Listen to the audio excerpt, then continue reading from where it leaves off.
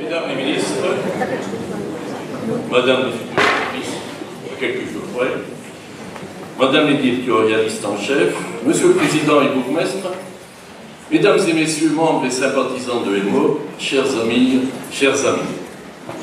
c'est à la fois un honneur et un plaisir de vous souhaiter la bienvenue à cette séance d'ouverture académique de l'année 2022-2023. Cette année s'inscrit dans un contexte très particulier. Nous vivons une période de haute turbulence. Au-delà des prévisions des scientifiques, les problèmes climatiques touchent dès à présent notre quotidien. Des actions urgentes s'imposent appelées à modifier durablement nos modes de vie. La crise Covid a durement perturbé le fonctionnement de nos écoles et laisse des traces profondes. Les inondations de 2021 ont affecté plusieurs de nos sites.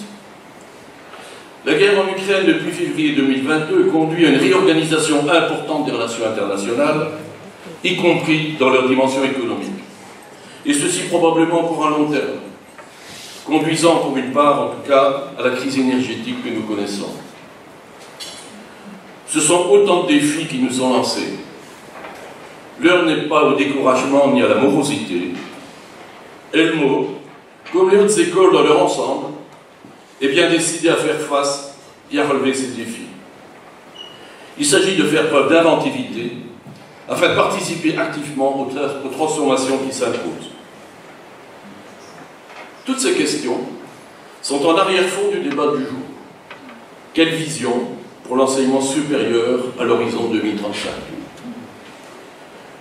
Le contexte rend une réflexion à long terme particulièrement complexe et délicate. Il rend pourtant une telle réflexion indispensable et porteuse d'espoir.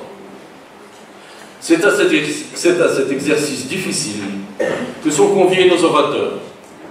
Je les remercie d'avoir répondu positivement à notre invitation et je laisse place immédiatement au débat.